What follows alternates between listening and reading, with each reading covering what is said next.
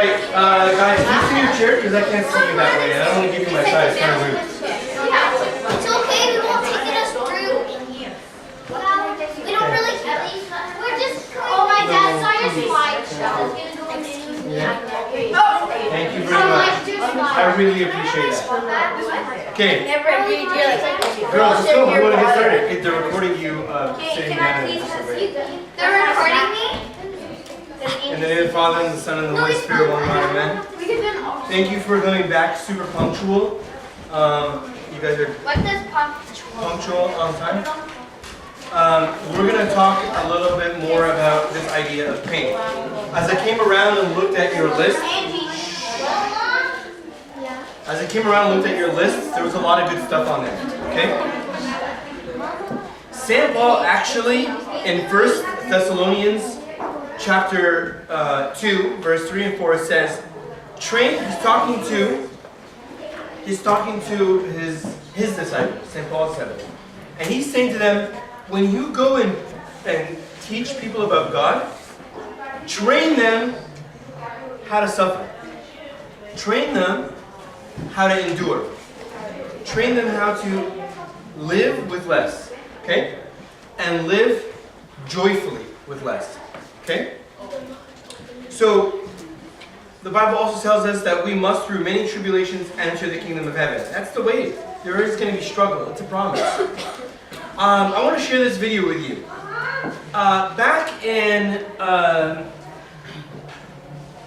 believe it was the late 1980s, this doctor named Paul Rand, and his wife, they traveled to India because they heard a lot about people who were suffering with a disease called leprosy.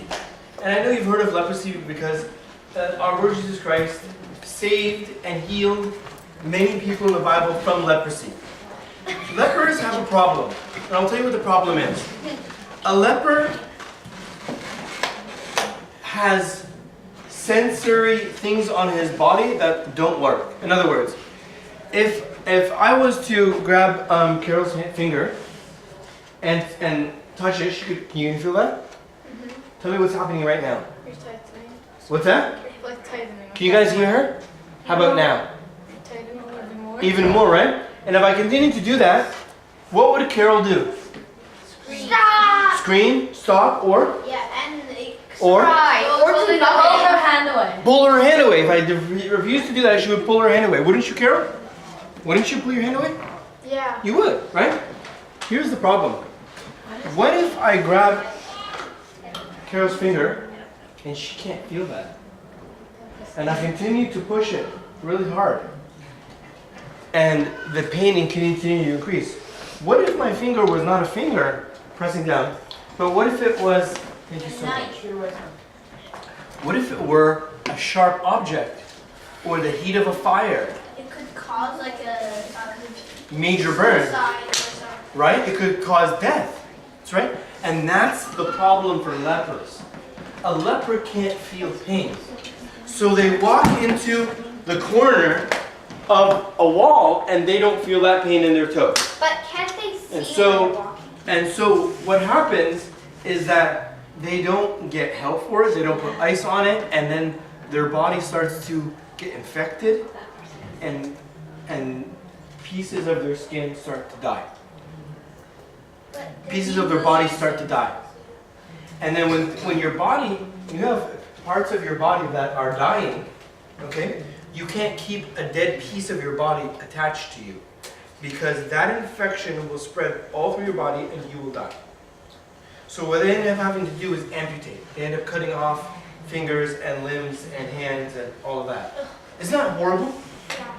So I want to share this with you, this video right now, and I want you to see how she treats them. Now, leprosy back in Jewish times, you know what would happen? They used to feel like you were dirty if you had leprosy. And so they would end up, like, let's say I had leprosy, and Monica saw the color of the look of my hands and the look of my skin. She would end up crossing the street and walking on the other side of the street so that she would not have to make contact with me. That's how much people thought lepers were disgusting. And you know what's beautiful is that when our Lord Jesus Christ healed a leper, he healed them by touching them. He always touched them. Okay? He always touched them. To show them, I love you, I'm not afraid to love you, I'm not afraid to touch you. Okay? Because, you know, we love to be loved, and we receive love by hugs and somebody holding my hand, and, you know? Is it contagious? It is slightly contagious. Now, what do I mean by slightly? Like, If I had leprosy and Monica shook my hand, and if she goes washes her hands, she's fine. It's like no more contagious than a cold. Okay? If I was to breathe the same air that she breathes, and she inhales what I just exhaled, she wouldn't catch leprosy. Okay? Like, what if you like them for too long? Or... If you stay with them for too long, it's no more contagious than people who have a cold. Sometimes you might catch it, sometimes you might not. I'm sure you've been in the same house when Jessica's been sick and you didn't get sick. You've been fine, and vice versa. And I'm sure sometimes she just got sick and you were like are with her for, you know, just a bit of time and you got sick too. I'm sure that happens. So leprosy is as contagious as getting a cold. It's not that scary. Okay? And now it's curable. oh, that's just exactly what I said. It is curable. Okay? If you catch it early. But the problem is that these people are not caught early. And they are not helped. So they end up dying in a lot of no. Not pain, because they can't feel pain. Oh, yeah. That's the worst part of it. They're dying and they die in loneliness because nobody's afraid. People are afraid to be around them. People are disgusted by their looks. People give them ugly looks and make them feel gross and make them feel like they're less. They would rather feel pain and have people love them, want to be with them. I'm sure they would. It's a really awful disease because it affects your heart as much as it affects your body. You know what I mean? Yeah. You guys get that, right? What is Watch this video and see what she says.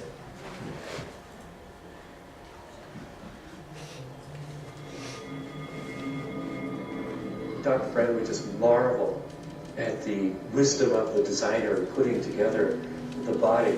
The first person I'd ever met who marveled at the design of the pain system in the human body. But he would say, thank God for pain. If there's only one gift that I could give my leprosy patients, it would be the gift of pain. Did you hear that? Leprosy destroys the surface nerves in the hands, feet, and face, numbing them in the process. Not sensing any pain, leprosy sufferers lack the recoil instinct that pain causes in the rest of us. As a result, they destroy their own limbs through unintentional but constant abuse. They're some of the saddest, most miserable people I've ever met because they have no warning system and they're literally destroying themselves. They can't hear that language of pain anymore. Philip Yancey and Paul Brand wrote the book The Gift of Pain, based on Dr. Brand's life and his work with leprosy patients. He believed pain should be embraced for what it is, the body's most significant trauma alert system. Okay. So, I was going to show you another video a little bit later on, but I just kind of wanted to introduce that to you. Pain is a gift. Now, there's two kinds of pain. There's pain that I feel in my skin, and there's a pain that I feel in my heart. Like, for example, let's say I'm hanging out with Melody and Mariam, and I'm kind of mean to them. Like, I make fun of them. Or I look at them like with a look like they're not cool enough to hang out with me. They see that. They know what I'm doing. Now, if that didn't hurt their heart, what would end up happening over time is, well, let me say it a different way. Because of my rudeness, their feelings get hurt. They feel pain in their heart. Right? Wouldn't you? They feel pain in their heart, and then they choose a very important decision. They choose, well, my guy is disrespectful, and it's not the first time. It continues to happen. I think I'm going to stop hanging out with him. And what they will do in the future is choose to socialize with other people. Pain keeps us from making the same mistake over and over and over again. In other words, they knew from the beginning I was not a cool guy. They decided to hang out with me. Anyway, they were not going to make that mistake again. They knew that they should not be my friend and decided to be my friend anyway. Sometimes we don't learn from our mistakes that way. We need to learn from our pain. It's a good thing. So you're going to feel different kinds of pain in your life. Remember the pain. Because it'll keep you safe in the future. Okay?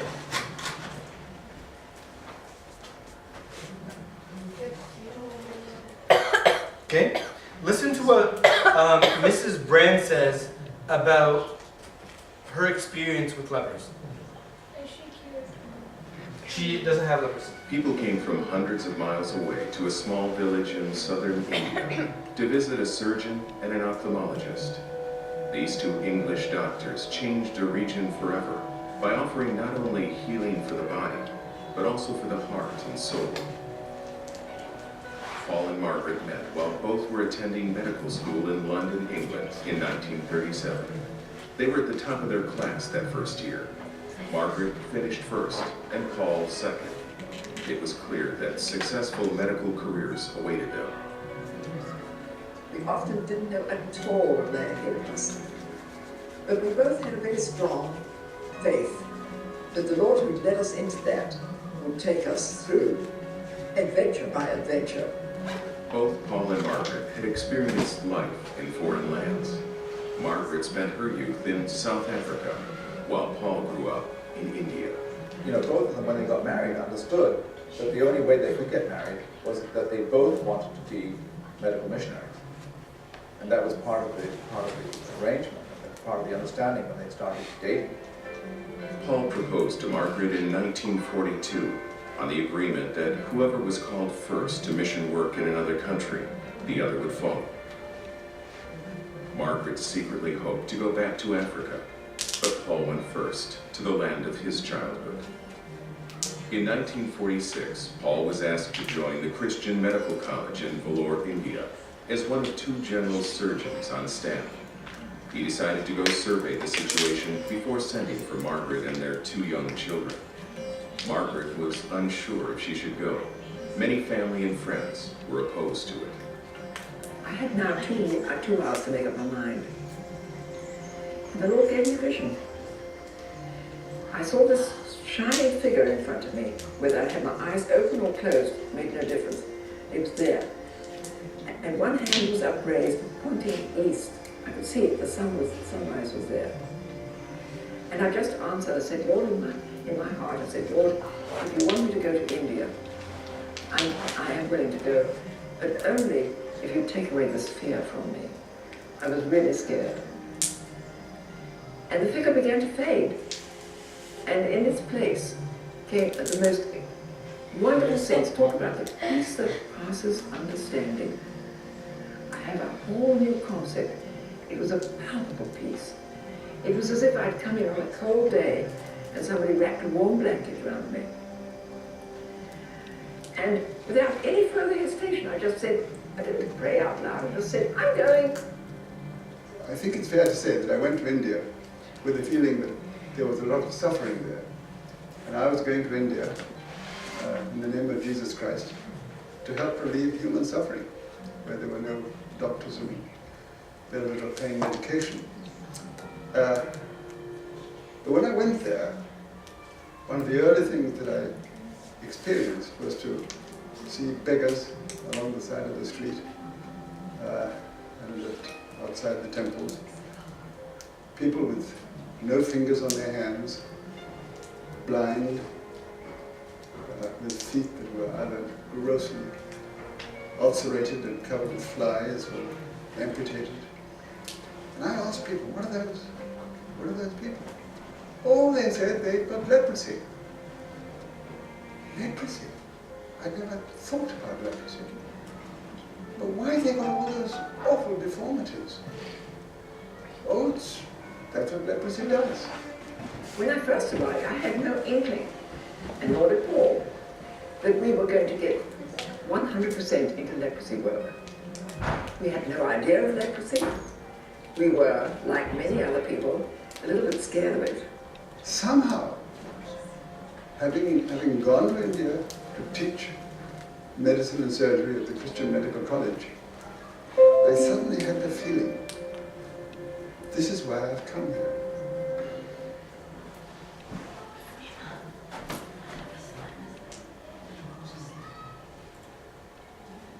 Have you guys ever heard of a painter named Renoir? Yeah. Renoir? And he was a very good friend of this man named Henri Matisse. Okay? I painted a picture inspired by Inspired by who? You did it? Okay. So Henri Matisse and Renoir were hanging out one day, and Renoir actually had a major problem, like pain in his hand. He had actually very bad arthritis. Arthritis is like A joint disease. a joint disease, yeah. Okay? So when you bend your elbow, when you bend your hand, your fingers, it's excruciating pain. It feels like somebody's slicing in between your knuckles. Okay? So this pain was so severe that Henri Matisse said to Renoir, "Doesn't the pain hurt you so much?" And Renoir said, "Yes, it does. But the beauty that I create when I'm painting, even though it hurts me to hold a brush, I forget about the pain once the painting is done. Once my painting is done, I get to see the beauty. I forget the pain, but the pain becomes worth it." And that's the message I want to kind of share with you is, I promise you, whatever struggling you experience, the struggle will be worth the beauty afterwards.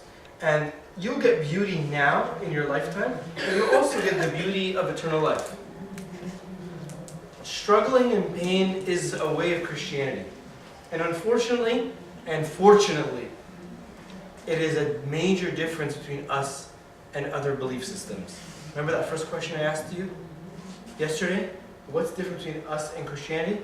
Christianity does not promise you you're going to have a life without any problems. But Christianity promises you that in your life with problems, you will see lots of joy because of who you believe in.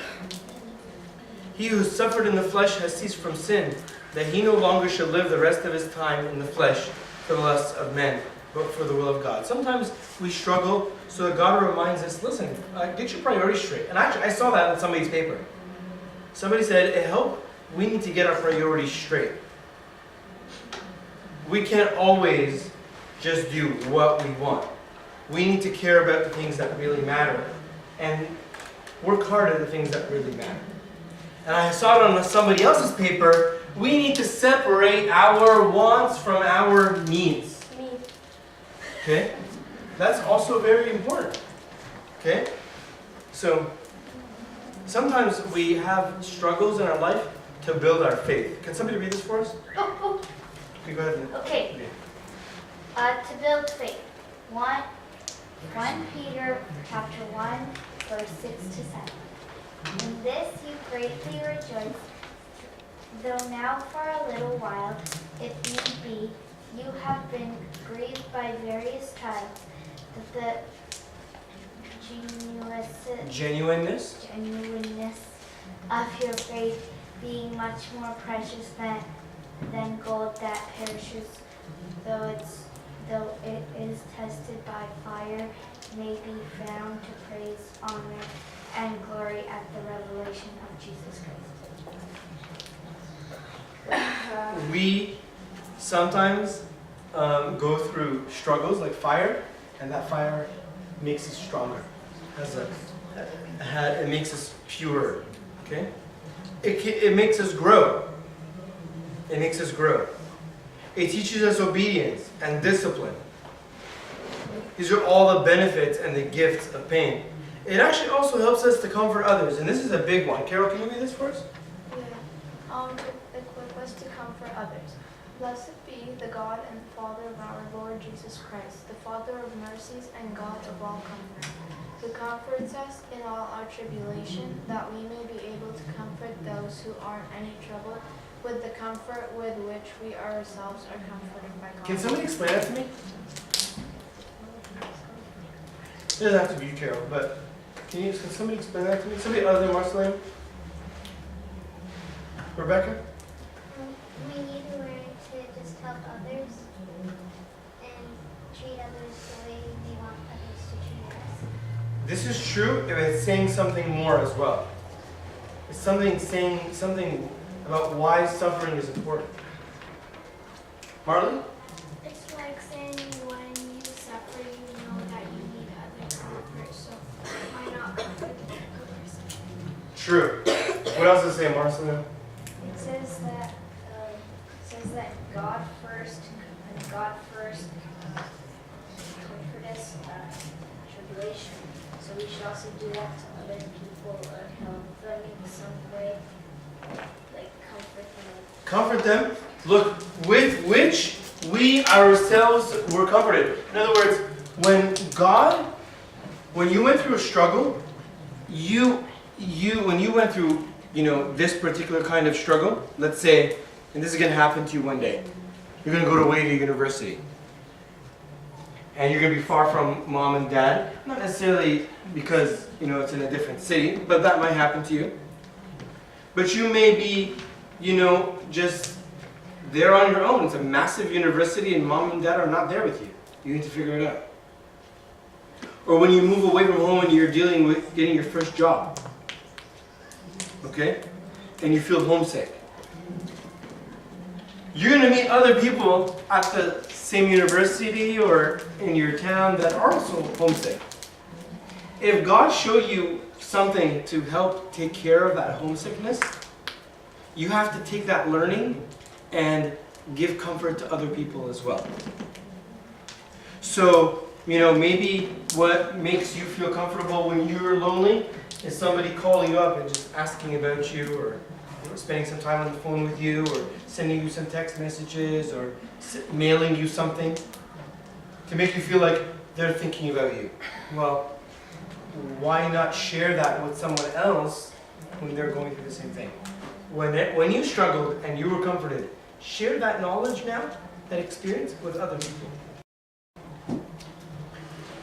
It also helps us to prove the reality that Christ is in us. When people see you struggling, but calm and joyful, okay, then they're like, I can be okay, it's not the end of the world. Okay? And that Christ is truly in them. You're not just somebody who goes to church just to say, check, I did it. Okay, don't bug me, I went to church. No, you went to church and you went and you talked to God. Okay? And God is truly living inside you. And that is making a big difference in your life. Okay? Look at this story right here. This is a woman. I don't know, why does that keep happening? This is a woman who went to a concentration camp during the time of the Holocaust during World War II. You guys know about that stuff? No. Yeah. Okay.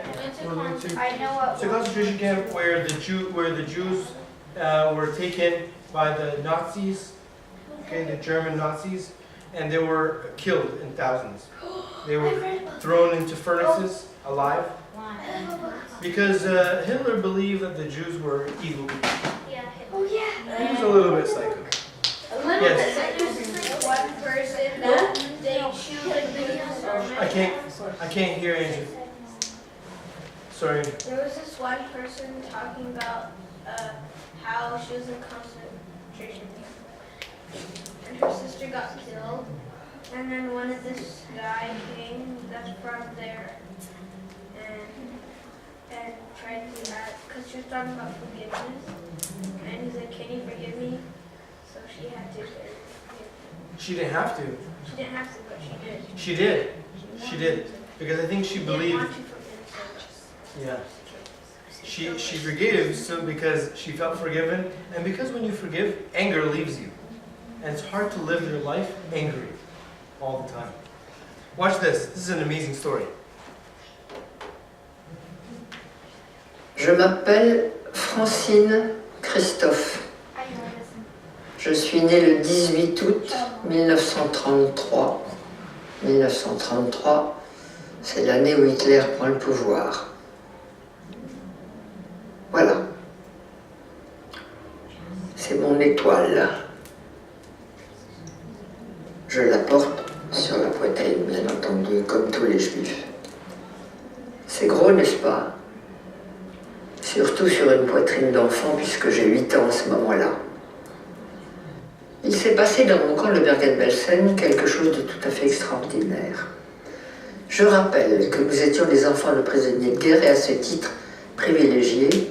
Donc nous avions eu le droit d'emporter de France un petit sac avec 2-3 petites choses. Une femme, un petit bout de chocolat, une femme, un petit morceau de sucre, une femme, une petite poignée de riz. Maman avait emporté 2 petits morceaux de chocolat. Et elle me disait, on garde ça pour le jour où je te verrai vraiment, complètement par terre, fichu. Je te donnerai ce chocolat, il t'aidera peut-être à remonter. Or, il y avait parmi nous une femme qui avait été déportée alors qu'elle était enceinte. Ça ne se voyait pas, évidemment, elle était si maigre. Mais n'empêche que le jour de l'accouchement est arrivé et elle est partie au revire accompagnée de ma mère qui était notre chef de baraque. Et avant de partir, ma mère me dit « Tu te souviens que je garde un morceau de chocolat ?»« Oui, maman. »« Comment te sens-tu ?»« Bien, maman, ça peut aller. »« Alors, si tu me le permets, ce morceau de chocolat, je le porterai à notre amie Hélène, parce qu'un accouchement ici, elle va peut-être mourir. Et si je lui donne le chocolat, ça l'aidera peut-être. » Oui, maman, tu le prends. Hélène a accouché, elle a accouché d'un bébé, toute petite chose malingre. Elle a mangé le chocolat, elle n'est pas morte. Elle est revenue dans la baraque. Le bébé n'a jamais pleuré, jamais, pas même jeun. Au bout de 6 mois, la libération est arrivée. On a défait tous ces chiffons. Le bébé a crié. C'était là sa naissance. Nous l'avons ramené en France. Tout petit truc de 6 mois, minuscule. Il y a quelques années, ma fille me dit « Maman, si vous aviez eu des psychologues ou des psychiatres à votre retour, ça se serait mieux passé pour vous. » Je dis sûrement, mais il n'y en avait pas. Plus personne n'y a pensé, même s'il y en avait eu. Mais tu me donnes une bonne idée. On va faire une conférence là-dessus. Et j'ai organisé une conférence sur le thème « Et s'il y avait eu des psys en 1945 à notre retour de camp, comment est-ce que ça se serait passé ?» J'ai eu beaucoup de monde, des anciens, des survivants, des curieux, et puis beaucoup de psychologues, psychiatres, psychothérapeutes, tout ce qu'on a venu. Très intéressant. Chacun avait son idée, c'était très bien. Et puis il y a une femme qui est arrivée et qui a dit « Moi, j'habite Marseille, je suis médecin psychiatre. Et avant de vous faire ma communication, j'ai quelque chose à donner à Francine Christophe, c'est-à-dire à moi. » Elle fouille dans sa poche, elle sort un morceau de chocolat, elle me le donne et elle me dit « Je suis le bébé. » I'm so See the story? Who understands the story?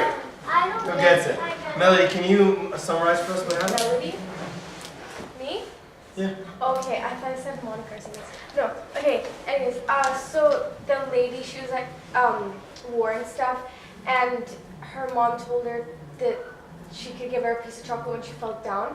So when the lady was giving birth, which Helen, I think, she told her to, like, can I give her the piece of chocolate? And she said, yeah. And she said it might help her not die.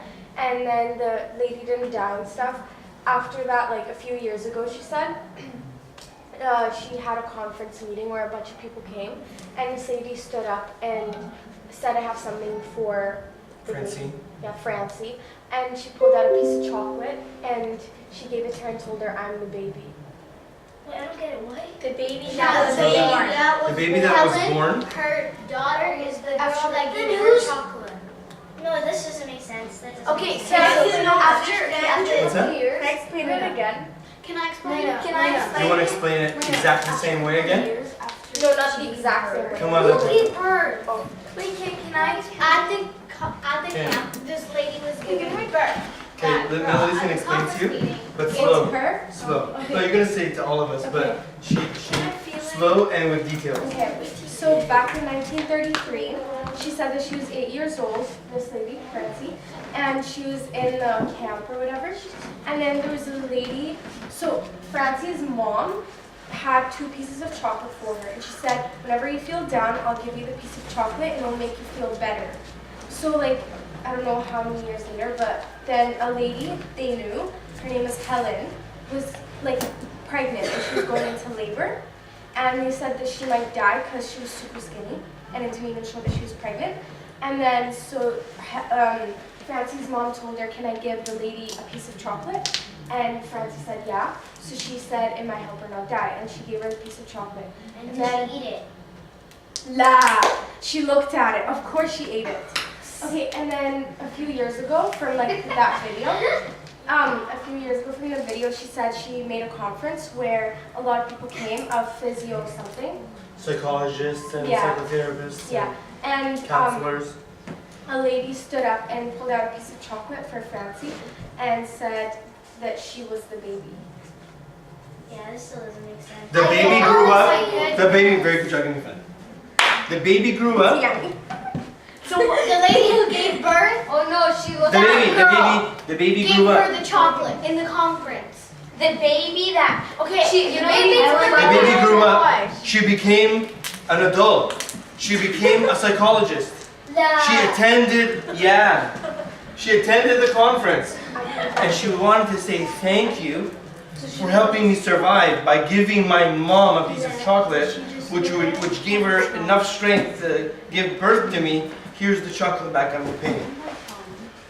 The same chocolate? Yes. Not the same piece of chocolate, because that was 40 years earlier. She bought a different She bought a new piece of chocolate. Oh. I don't have her. How is it confusing? After chocolate. I don't know the same piece of chocolate. Comprendo? It would be melted and Right. only gross and squishy and Wait, you just that's not Spanish? It would be You melted. talk in Spanish? Comprendo? Sí. Yeah. What is that?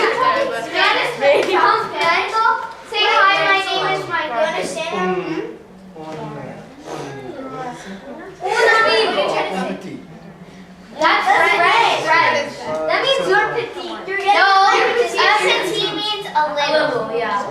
Okay. Let's move on. So, listen, for this to happen, for this story to happen, what I really believe is a miracle. For somebody to go through that suffering, there had to be a sacrifice. Somebody has to give away their chocolate. And in doing,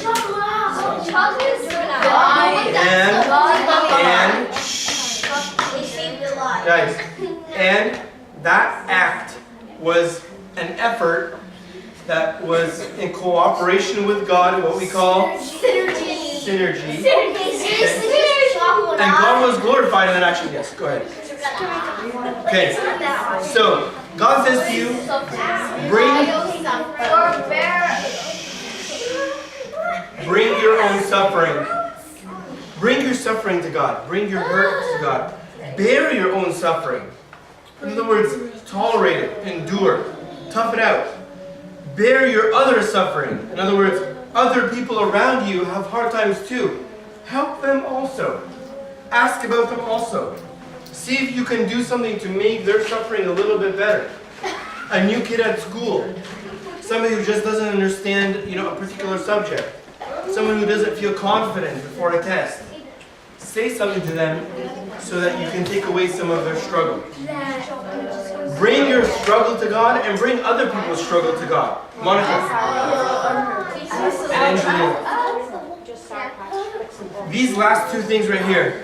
What does it mean to bring your other suffering to God? What does that mean? What does that mean? Jessica, what does it mean to bring your other suffering to God? You guys have been really good. And we're almost done, I promise. Really? Okay? I promise. But work with me right now. What does that mean? Jessica, what does it mean to bring other people's suffering? I don't know. Listen to what I just said. To bring other people's suffering. Bring it where, Jessica? To God. How do you do that? You take the Jessica. How do you bring other people's suffering to God, Jessica? I didn't hear it. Just pray. To pray for them. Right? To say, hey Lord, Jessica is going through this tough time right now. Please be with her. Okay? I have a question. Look, yes. God understand French.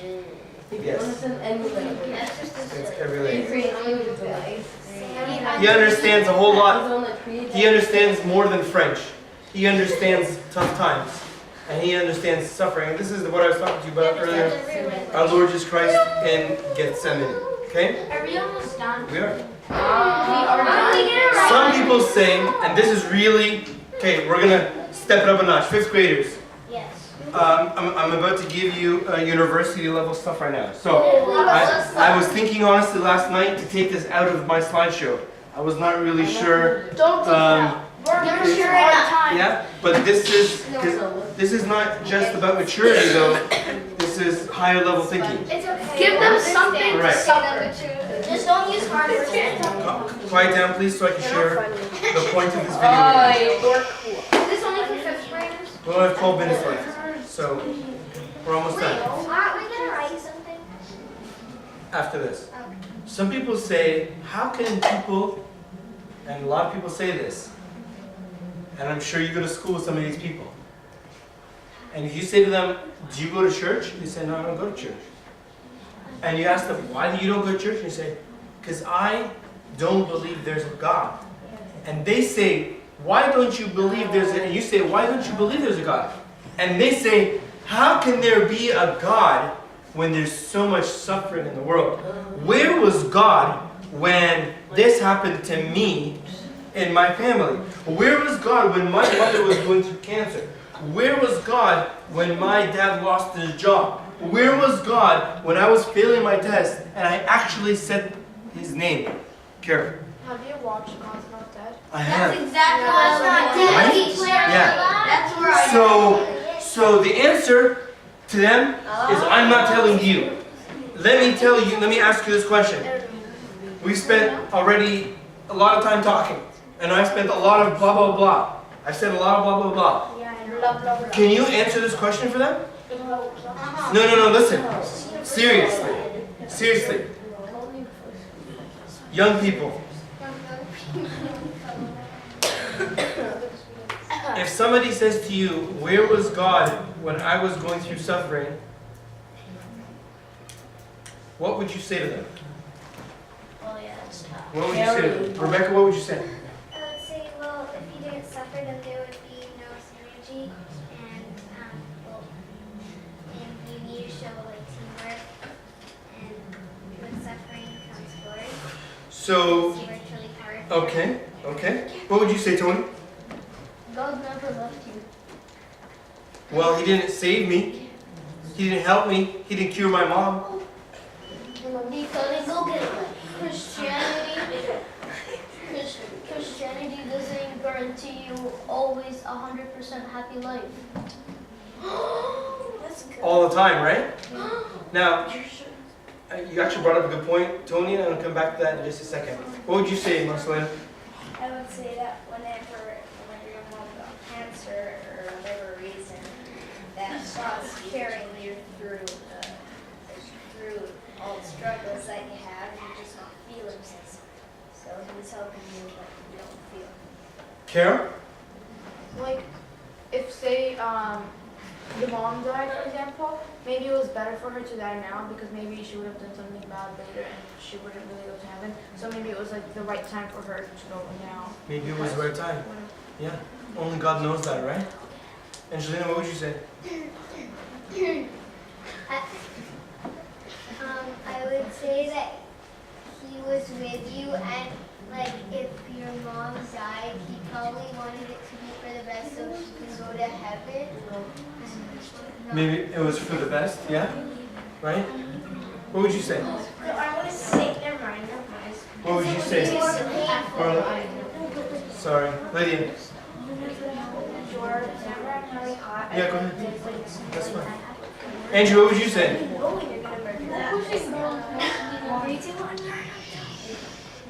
It's always for a purpose. Always for a purpose. And here's the thing too, guys. I'm going to go back to what Tony said. You guys know, what's the difference between joy and happiness? What's the difference between joy and happiness? Anything could be happiness. Joy is better. Happiness lasts for a short period of time. That's why it's called happiness, because it depends on what's happening. Joy does not depend on what's happening. In other words, I can be going through a hard time, but I have hope, and therefore I have joy. I trust God, and therefore I have joy. I know God has a purpose for this. He will not make it with, He will not let this struggle be useless. I know that God will give me rest, even through the suffering. So happening is short. Joy is always. Watch this video. Ready? You gotta focus because this gets a little bit tricky and he goes fast. God. All good people are appalled by the sufferings of the innocent. When an innocent person is struck by a painful disease, or tortured, or murdered, we naturally feel sadness and helplessness and often rage. Many people have claimed that such suffering is a proof that God does not exist. Their argument goes like this: God is all good and all powerful. Such a God would not permit unnecessary suffering. Yet we constantly observe unjust suffering. Therefore, at least one of the premises about God must be false. Either God is not all good, or He is not all powerful, or He just doesn't exist. What's wrong with this argument? First, let's examine what we mean when we say that God would not permit unjust suffering. There are two categories of suffering. Suffering caused by human beings, which we call moral evils, and suffering caused by nature, for instance, earthquakes or cancer. Free will explains how God could be good and allow moral evil. Because God has given people free will, they are free to behave against God's will. The fact that they do evil does not prove that God is not good. In addition, if there were no God, there would be no absolute standard of good. Every judgment presupposes a standard, and that's true of our moral judgments too. What is our standard for judging evil to be evil? The most we could say about evil, if there were no God, was that we, in our subjective tastes, didn't like it when people did certain things to other people. We wouldn't have a basis for saying an act was bad, only that we didn't like it. So the problem of human evil exists only if God exists. As for natural suffering, that poses what appears to be a more difficult question. We see an innocent child suffer, say, from an incurable disease. We complain. Understandable. We don't like it. Understandable. We feel it is wrong, unfair, and shouldn't happen. Understandable. But illogical unless you believe in God. For if you do not believe in God, your subjective feelings are the only basis upon which you can object to natural suffering. Okay, you don't like it. How is your not liking something evidence for God not existing? Think about it. It's just the opposite. Our judgments of good and evil natural as well as human, presuppose God as the standard. If there's no God, there's neither good nor evil. There's just nature, doing what it does. If nature is all there is absolutely no need to explain why one person suffers and another doesn't. Unjust suffering is a problem only because we have a sense of what is just and unjust. But where does this sense come from? Certainly not from nature. There's nothing just about nature. Nature is only about survival. What, in other words, does it mean for suffering to be unnecessary or wrong? How is that determined? Against what standard? Your private standard means nothing. My private standard means nothing. We can talk meaningfully about suffering being unnecessary or wrong only if we have an underlying belief that a standard of right and wrong objectively exists. And if that standard really exists, that means there is a God. Moreover, the believer in God has an incomparably easier time than the atheist psychologically, as well as logically, in dealing with the problem of natural suffering. If you accept that a good God exists, it is possible to also believe that this God somehow sets things right, if not in this world, then in the next. For the atheist, on the other hand, no suffering is ever set right. There is no ultimate justice. The bad win and the good suffer. Earthquakes and cancers kill. End of story. Literally. If nature is all there is, how can a sensitive person remain sane in a world in which tsunamis wipe out whole towns, evil men torture and murder innocent victims, and disease attacks people indiscriminately? The answer is, it's not possible. Is that how you want to live? I'm Peter Kraft, Professor of Philosophy at Boston College for Prager University. Join Prager University, subscribe to our YouTube channel, and sign up for free at So here he's saying that suffering exists, and it exists because we know there's something called good and evil.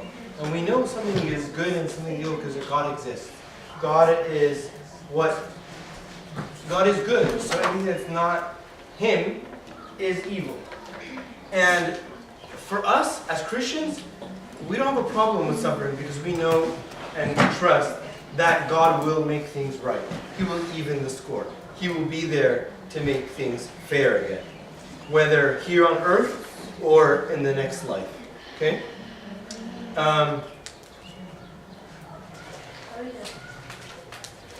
Finally, this philosopher named Soren Kierkegaard says, "With the help in the thorn in my foot, I spring higher than anyone with sound feet." In other words, when something's hurt me, it makes me jump. And I can jump higher because I've gone through some pain. I can stick it out. Okay? And I'm going to tell you a little secret. Okay? Maybe you knew this already, but if you didn't, I'm going to tell you right now. University, the goal of university is to make you suffer so much and work so hard, so many hours every day, that when you get a job, you'll be amazing at that job because it'll be easier than university. That's what one of the goals of university is. To make you successful in your job one day by making you work so hard right now. I remember one time going to university, and I didn't sleep for 3 days. What? That's what happened to my brother. I didn't sleep for 3 days. I had never done that in my life. Actually, I'm kind of not telling the truth. What ended up happening was I'd sit at the computer, and when I started feeling it really drowsy, I would Control-Alt-Delete, lock my computer, sit at the computer seat, because if I got up, somebody would take the computer and, I would lose my computer time. I didn't have a computer at home. And I would just sleep in the chair for like 30 minutes until I almost fell out of the chair or whatever. So I'd sleep for 30 minutes every few hours. So what happened to my brother? One time I got up and I went into the lounge area at the university and put my feet up on the couch and took another 45-minute nap. But I couldn't take more than that. Because if I did, I would not have enough time to finish my project. You have to work hard at university. Yeah. Like huge projects, like research projects. So like you did like 3 days without sleeping? 3 days without sleeping. Except for small little naps like that. But I didn't go home. 3 days? For 3 days, I stayed at the university. I ate at the university. I took naps at the university. I wore the same clothes for 3 days. Disgusting. So the thing about university is that, and that's what makes you tougher, more powerful later on. Yes. Did you take a bath there with brush your Not teeth? no. Yeah. Gross, right? Yeah. So I want you guys to become stronger, more powerful people. Okay? Can anybody, if I hit this screen right now, would you guys be able to tell me the 12 of these off by heart? Is anybody? Yes. Really? Yes. Okay. 12 I will bring a chocolate bar for anybody right now who, without looking or cheating on their paper, can tell me all 12 in order. In order? Tony. C source.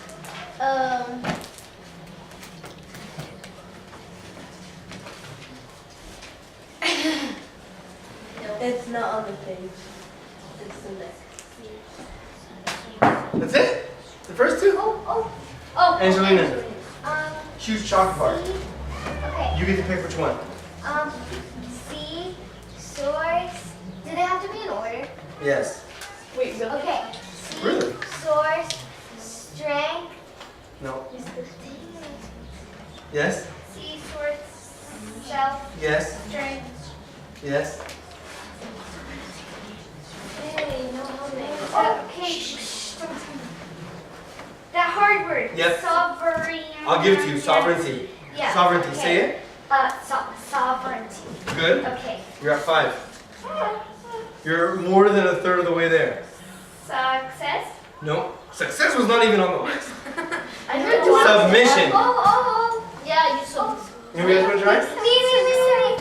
But can you? Marcelina? I would do it. I'll put it. Okay, go. I'm going to use your music. Okay. Go. Come on. Shh. Chocolate bar. Sovereignty. I'm going to give it to you. Submission.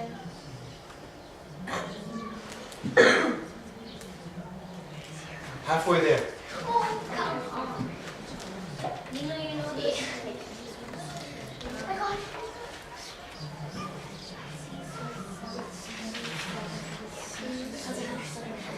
Ready? Put your thing down. Is it done? No, just whistle the Okay, end. go ahead, Melody. C source self, strength, sovereignty, submission. You already said strength. You said C, sword. You said C, Struggle. source, struggle. And there's another one that goes with it. Struggle. It's almost like another word that means the same as struggle. Don't. Please. Suffering. Yes. Basta. Best bet. Sit down. Clear out. Turn around. Please. You're the closest. Seeking.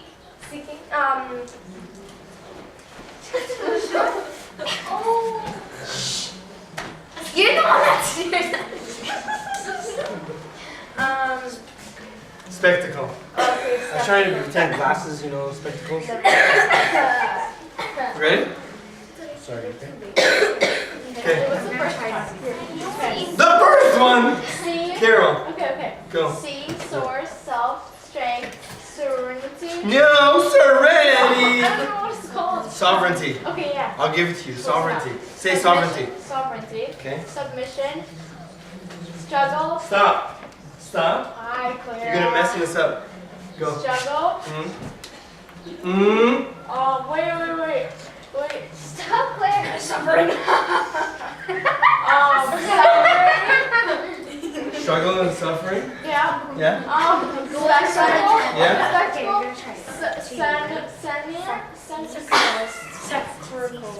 Sacrifice? No.